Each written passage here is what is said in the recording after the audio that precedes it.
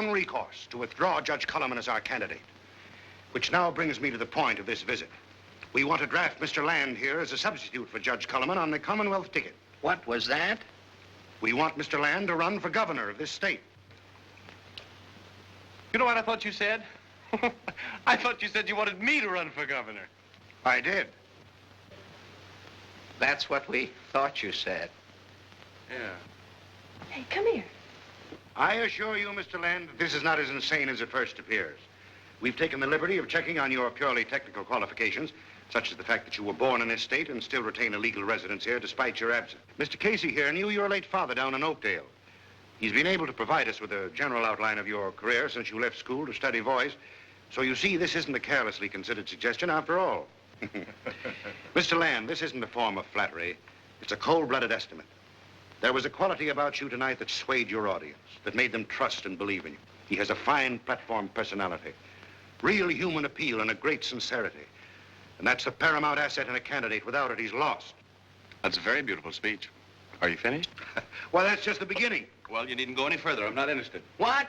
You don't want to be governor? Oh, the whole thing's a gag. It's nothing but a rib. I don't want to run for governor. I'm not fit to run for governor. And furthermore, I'm not going to run for governor, so forget about it. Now, wait a minute. He's got something there, Eric. Did you hear that? Now, listen, gentlemen. I don't know the first thing about politics. I wouldn't know how to run a hot dog stand, much less a state. You know right from wrong, don't you? You know what a fair, square deal is, don't you? You can't know any less about it than that alcoholic hillbilly who's running now. Oh, but I still think the whole idea's daffy. Me for governor? Who's going to vote for me? Look, in the state of Washington, the people elected a jazz band leader lieutenant governor, and if people will vote for a jazz band leader, they'll vote for anybody. Now, listen, Ned, there's no... Mr. Land, the public is fed up with professional cut-and-dried politicians. They're sick of them with their stupid speeches and rash promises.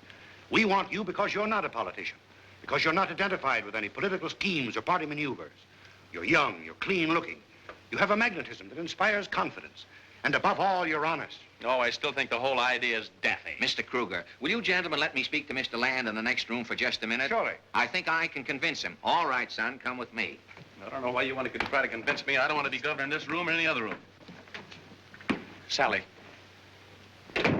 guess what's happened? I know all about it. Eric, you've got to do it. But what about New York? That's exactly what I'm thinking of. You haven't a ghost of a chance of being elected governor, but you'll get a publicity break that'll make you. But how? Did you ever hear of radio? Radio? Certainly, but I don't know what good making a political speech on the radio is going to do me. Sweetheart, you're not only going to speak, you're going to sing. Sing? And you're going to get a big radio hookup or you won't run for governor. Oh, Sally, you are without a doubt the most remarkable woman I've ever known. Say, Ned, go in there and put it up to them. Tell them that they'll give me a big radio hookup and a chance to sing one song with every speech I make. It's a deal. Otherwise, no dice. My boy, I'll demand it. Well, they may do some pretty screwy things in politics, but I don't think they're going to elect you governor simply because you can yodel. All I want is a chance to sing on the air. Some big New York broadcasting company might hear me and give me a job. Okay, Gov, come with me.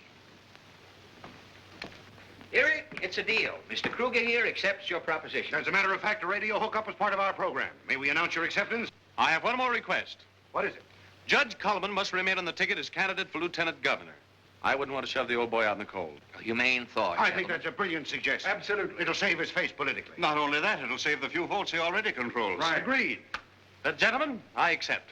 And if I am elected, may the good heavens above have mercy on this state. Congratulations.